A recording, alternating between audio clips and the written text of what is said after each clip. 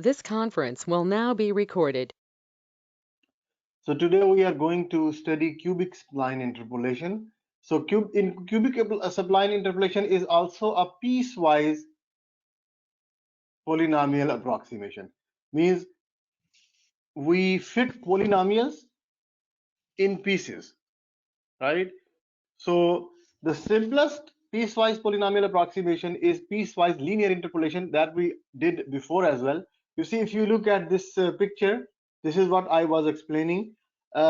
This blue line, this blue curve is your function fx, and this black one, which are the straight lines. You see, we have points here, x0, x1, x2, and so on. And at each point, this is a point on the curve, points on the curve. And what we are doing, we are drawing straight lines between consecutive points, right? So this is also interpolation, which is piecewise polynomial interpolation. It's a straight line, but straight line is also a polynomial, which we call linear polynomial. So this is a piecewise linear interpolation. Okay, but you see, because straight lines are not a very good approximation to the curves. You see, if you look at this one, if you look at this first part,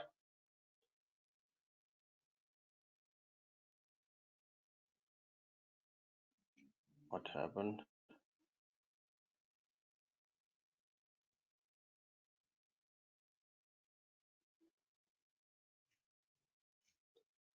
If you look at this first part, where is that gone?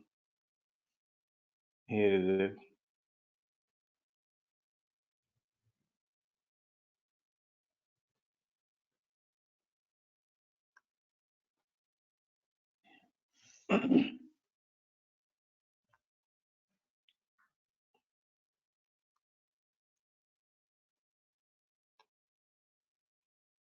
This is good.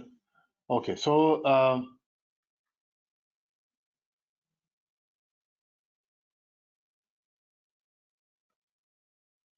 all right, so back to the full screen. So here, if you look at this portion, right?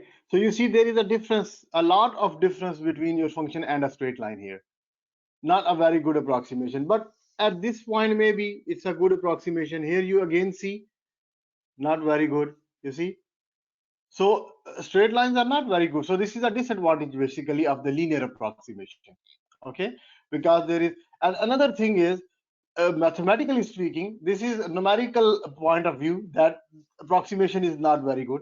But mathematically, you can see here, there is likely no differentiability at the endpoints. At the endpoint. Why? Because if you recall simple calculus, uh, if you have this type of corner point, at these type of corner points, f prime does not exist, right? You have to have a smooth turn like this. If you are turning smoothly, then your f prime exists everywhere.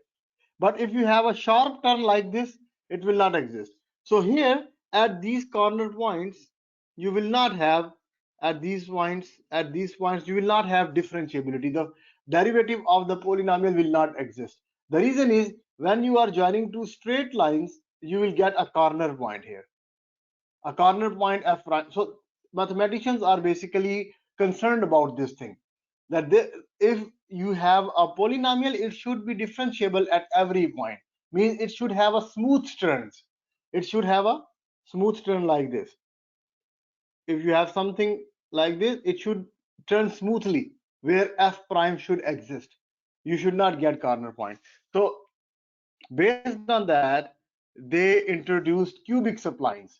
Okay, so cubic splines are basically not straight lines. They will be cubic polynomials within the points, and we also impose the condition that they will have the derivative at the corner point. You see, at this corner point, s naught is a polynomial. S naught is a polynomial between these 2 points. S1 is the second polynomial, and they both are differentiable at this point, which is in the middle. Okay, so these are basically your cubic splines. Okay, So the most common piecewise polynomial approximation uses cubic polynomials between each successive pair of nodes and is called cubic spline interpolation. Okay, so we are fitting cubic polynomials between 2 points. Okay, a general cubic polynomial involves four constant. Why four constant? Because you see, if I write any cubic polynomial, what will be that? A naught plus b naught x plus c naught x square plus d naught x cube. This is a cubic polynomial, right? Constant, then x square x cube. So how many constants are there? A naught, b naught, c naught, and d naught. There are four constants. So that's what he wrote here. A general cubic polynomial contains four constants. So there is sufficient flexibility in the cubic spline procedure to ensure that the interpolant is not only continuously differentiable on the interval, but also has continuous second derivative as well. Okay, so see, it's a very mathematically it's very strong. Okay, so the construction of the cubic spline does not assume that the derivatives agree with the function. Okay, it is approximating even at the nodes. So derivatives may not match at the nodes. What are the nodes? Nodes are these given points. Okay, these points are nodes. This x naught, x1, x2, so on. These are called nodes where we have intervals. Okay, so your polynomial will match your function at the nodes, but the derivatives will not match the derivatives of the function. Okay, only condition is the derivatives will be existing there. So let's say how to uh, how to find this cubic splines. This is the algorithm which is given as a definition. Given a function f defined on AB,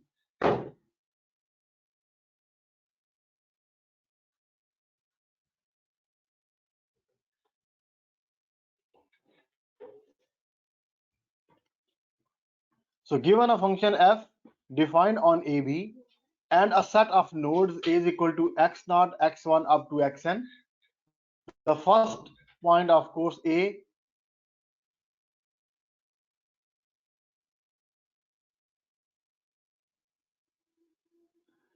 right? A cubic spline interpolant which interpolates the function. So we call it interpolant. We are calling it S for spline. Okay, spline for f is the function that satisfies the following condition. So what conditions we satisfy? Sx is a cubic polynomial, first of all, right? We know that this is a cubic polynomial, so it will have the form ax plus a plus bx plus cx square plus dx cube, denoted by sjx on the subinterval xj. So the left hand point, you see the left hand point is xj, so we will call it sj. So if we pick the first interval which starts from x naught x1, I will call it s naught. From x1 to x2, I will call it s1. Okay, similarly your polynomial should match the function at xj. Okay, and similarly your polynomial at the next point should match your function at the next point. So at the nodes, your function and the cubic polynomial, they will match each other, they will be same. Okay, other conditions are, as I said, uh, the derivatives should exist and the second derivative should also exist. So these conditions are basically,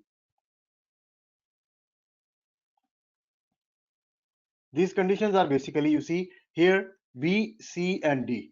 These conditions are when your, sorry, these C, D, E, not this one. These three conditions, your polynomials also match the previous polynomial and the next polynomial should match at the point.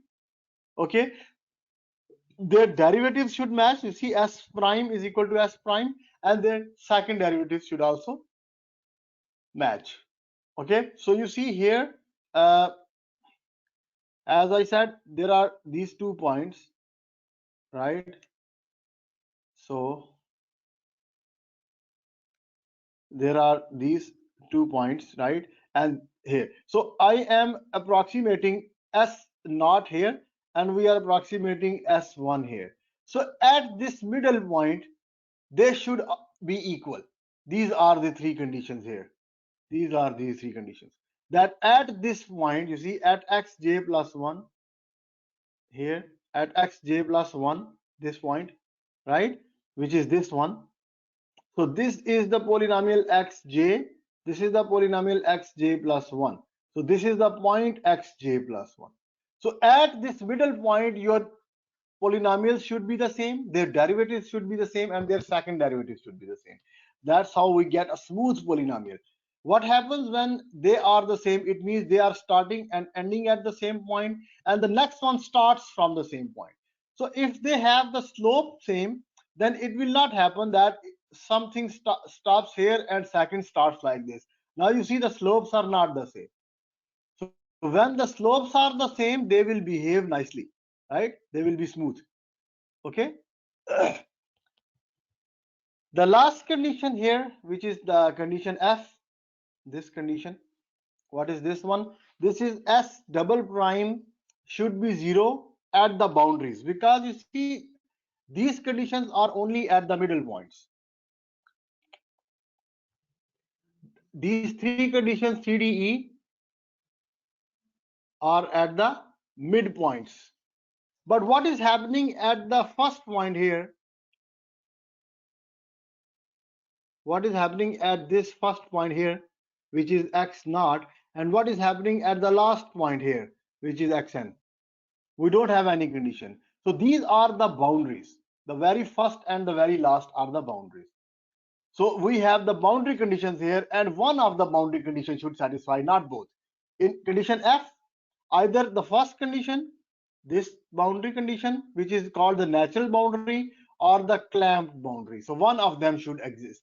So for the natural boundary, we say that the second derivative should be 0 at the boundaries. Okay, and if we see the clamped boundary, it means the first derivative should match with the function first derivative. So these are two different type of conditions based on the given condition, whether you want natural or free boundary, or you want clamped boundary. So we can do that.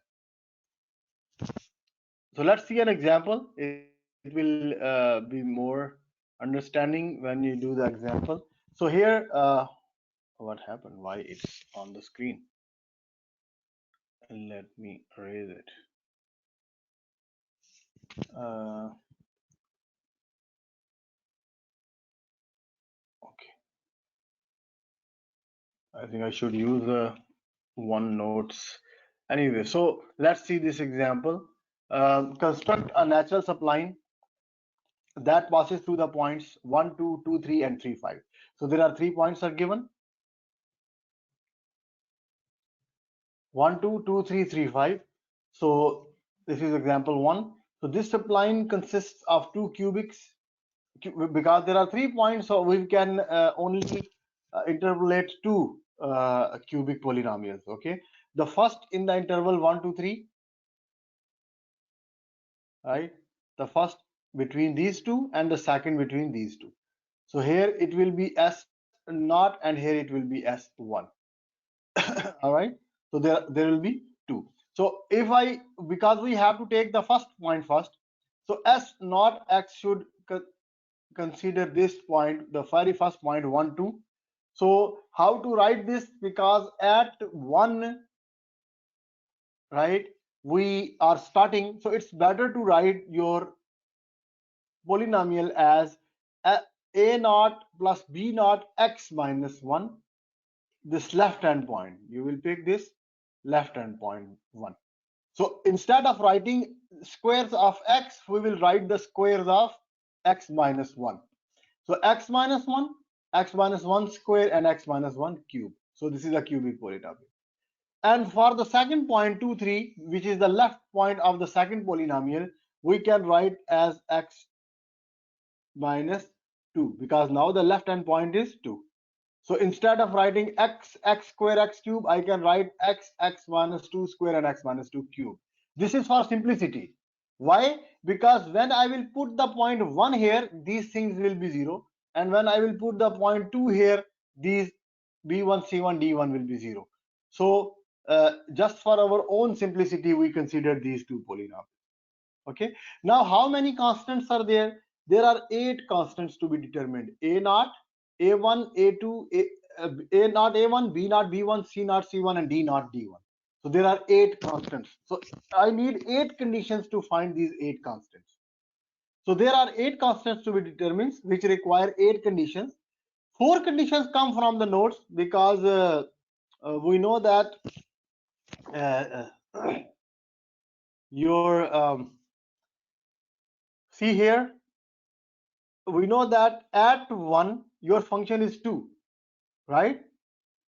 So your polynomial has to be same here. S naught at 1 should be equal to 2, S naught at 2 should be equal to 3, and S1 at 2 should be equal to 3 as well. Okay, so these both polynomials should satisfy the same condition at the middle point, and then S1 at 3 should be equal to 5, because at this point there is only S1. At this point there is only S0, but at this middle point there are both S1 and S0, both are there. So there are 4 conditions now. So what is the first condition? That S0, this one, this first condition is S0 at 1 should be equal to 2, which is F1 basically. So see, if I put S0 1 in S0, I will get A0 plus 0 plus 0 plus 0. So A0 is equal to 2. So this first condition is. Now second condition is S0 at 2 should be equal to 3. So this is S0 at 2 equal to 3. This is, so let me write the condition here. This condition was S0 at 2 equal to 3. This is S1 at 2 equal to 3, because at the midpoint there are 2 conditions, and the last one, this one, is S1 at 3 is equal to 5. So this condition is only for S1. So you see, the first condition only for S0, the last condition only for S1, but the middle condition, this condition is for both. You see, S0 at 2 3, S1 at 2 3, both for both the polynomials. So from these 4, these are only 4 which are not enough, because I need 8 conditions. From here I got 2 constants. My A0 is 2 and A1 is 3. So I got at least 2 constants from here, but still 6 are remaining. Okay, 6 are remaining. So I need more conditions. So other conditions were the boundary conditions, right? 2 more come from the fact that, you see, the for the natural boundary, we said not the boundary, sorry, the conditions were the derivatives should match at the middle point as well. You see, we said at the middle point here, the middle point, at the middle point your S should be equal, your S prime should be equal, and S double prime should be equal. So I used S equal to each other. I already used it, but I did not use S prime and S double prime. So if you use S prime and S double prime at these 2 points, you see here, if I use at the middle point that the derivatives of S0 and S1 are equal, they will give me this condition. And if I use the second derivatives equal to each other, I will get this condition. So 2 more equations have come. So now there are 6 conditions in total, and the last one was the boundary condition. So if we consider the natural boundary, you remember in the natural boundary, for the natural boundary, we said that at the boundaries your second derivative should be 0. So at the left boundary my S0 should be 0, and for the right boundary I should have S1 equal to 0, because you see again, at the boundaries on this is my 1, 2 and 3. So here I only have S0 and here I only have S1. That's why the conditions on the left is on S0 and the condition on the right is on S1.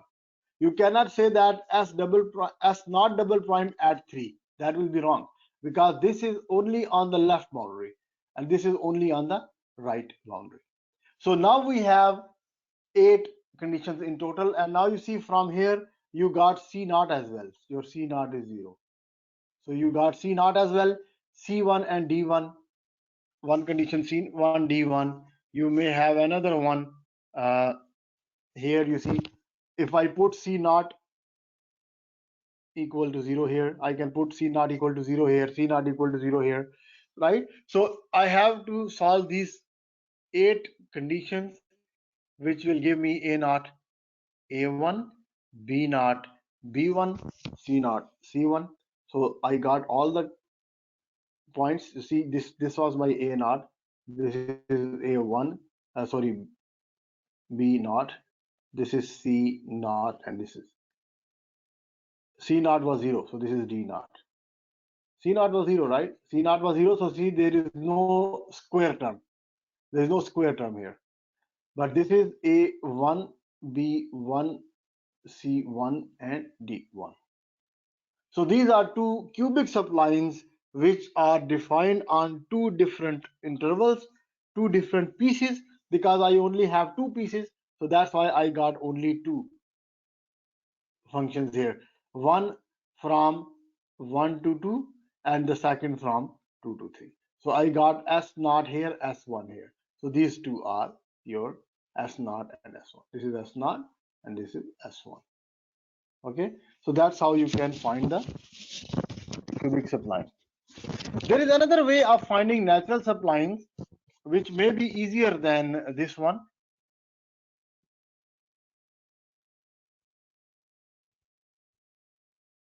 which uses this theorem, and this theorem gives you a matrix form of the cubic spline.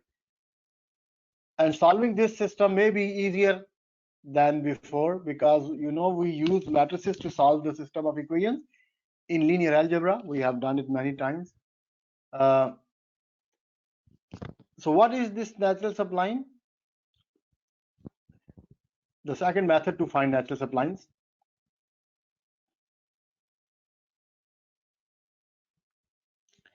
If f is defined at A to B, of course, with all these nodes x0, x1 up to xn, then f has a unique natural spline S on the nodes that satisfies the natural boundary conditions. You know that the natural boundary condition are this one.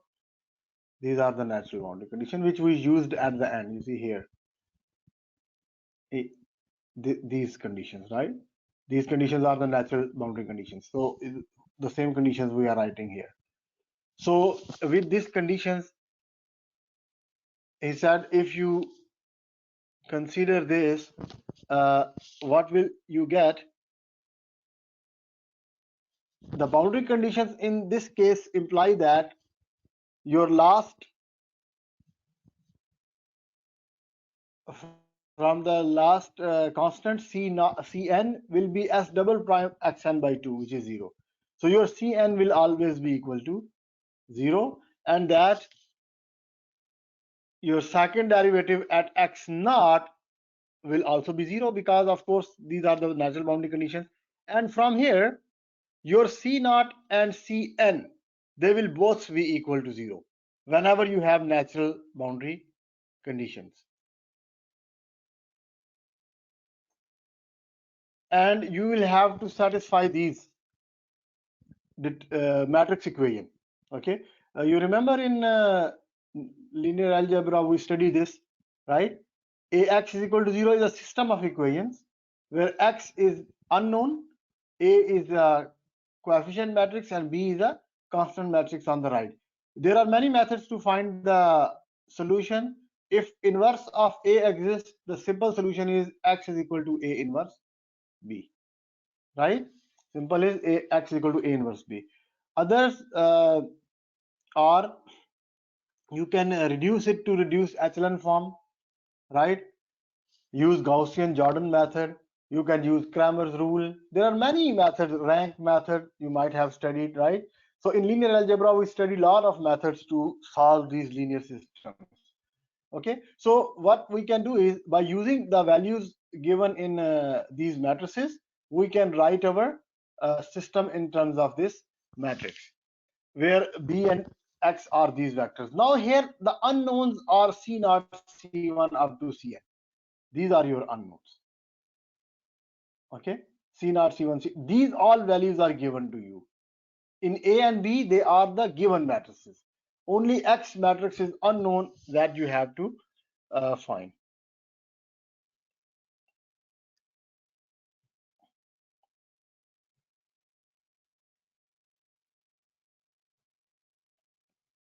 So this matrix A is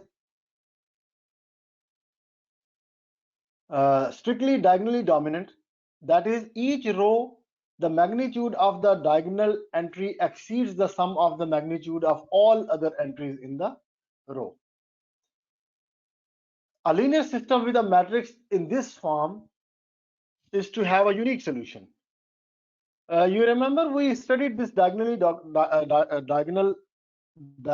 dominant matrix in the previous chapter as well, where we were doing this method to find the roots of the equations, right? So we will do that again later on as well. When we will study the system of linear equations, we will see this diagonally dominant matrix. So what do we mean by diagonally dominant? That the diagonal entry, if you pick this diagonal entry, it is bigger than the sum of all other entries in that row. So you see, these all are 0. So the sum of all other entries in the row are 0 and diagonal is 1. So this 1 is greater than 0. Similarly, this is the diagonal entry of the second row. This should be bigger than all other entries, sum of all others. So all other entries are h0 and h1. All others are 0. So this is h0 plus h1. So you see 2 times h0 h1 is bigger than h0 h1. So again, this is bigger. So this is also bigger than all other entries, sum of all other entries. This is what we call the diagonally dominant matrices, that the diagonal entry is bigger than the sum of all other entries in the row. So by using this construction, we can make the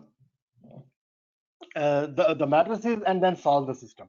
So here in this example, let me write this example. At the beginning of chapter 3, I also gave you the Taylor polynomial review, and we made the Taylor polynomials for e to the power x, right?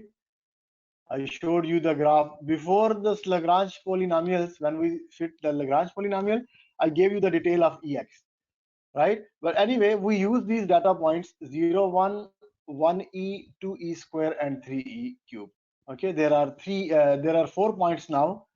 So now we have to write them as natural splines, natural cubic splines, right? And because there are now uh, 3, there will be 3 polynomials now. Between these two, there will be s naught. Between these two, there will be s1, and between these two, there will be s2, right? Because now we have 4 points. You see here, uh, 0, 1, 2, and 3. This one. So s naught, s1, and s2. So at the middle points, I have conditions. At s1, at this point, my s0 s1 should match and their derivatives, and here at 2, s1 and s2 should match and the derivatives, and the boundary conditions will only be at 0 and 3 because these are only 2 boundaries.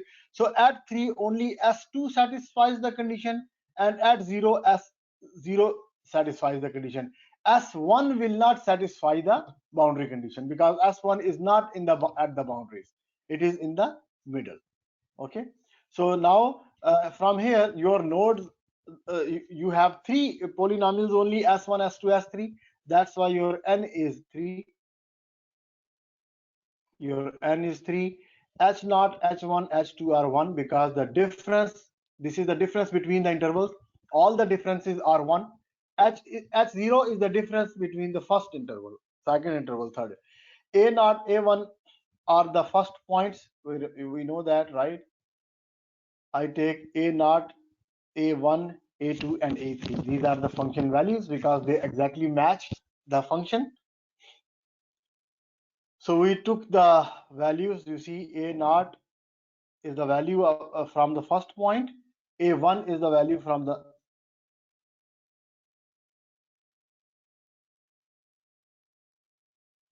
second point. You see here, a3 comes from a cube, a2 comes from here, a1 comes from e, and a naught comes from this, right? These are the values of the functions. That's where a naught, a1, a2 come from. H naught, h1, h2 are all 1 because these are not the values of x. These are the distance between the nodes.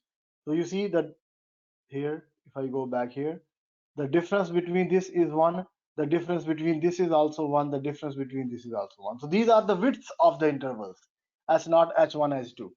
Three intervals gives you the 3 bits.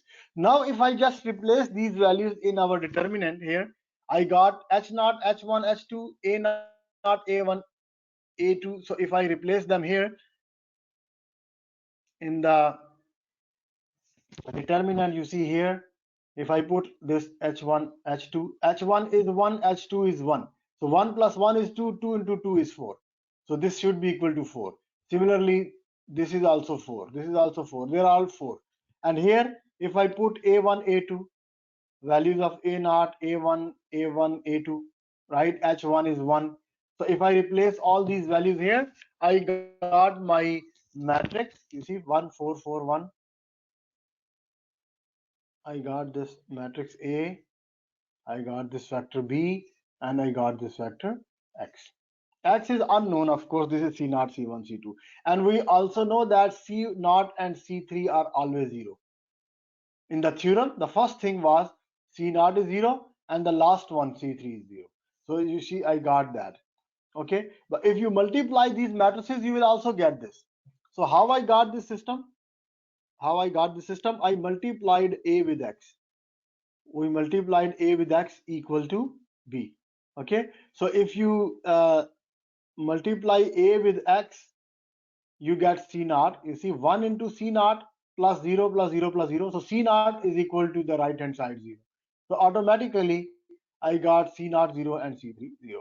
And so these two are the equations in two unknowns. So I can put uh, c naught 0 here, and I can put c3 0 here, right? So these two equations are unknowns in C1 and C2 only.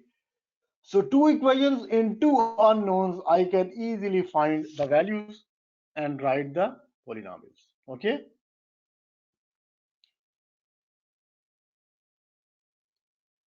so that's how we can find the equations. C1, we got all these coefficients C naught, C1, C2, and then B naught, B2 will come from the formulas. So now you can use this matrix formulation to find the cubic polynomials, or what we did in the previous example by writing all the 8 conditions and solving them. If we have more than 2 splines, of course you will get more constants and they may become difficult to solve, right? So maybe this uh, matrix formulation help you.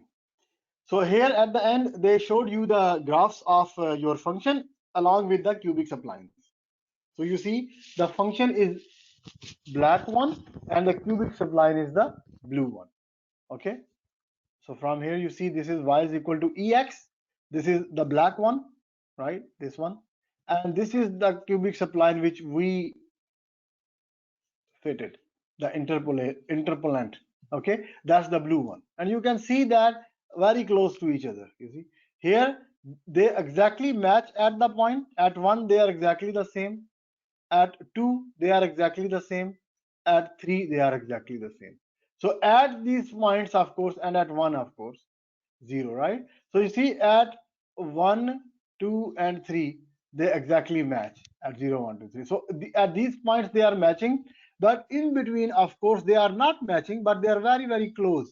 You see, they are very close to each other. So this is basically the cubic spline interpolation for your function f of x. All right, so that's it for today. I just wanted to go through cubic splines. So go through this again. I recorded the lecture, so I will post it on Moodle, so you can watch it again. And if you have any questions, we can come back to this and answer the questions.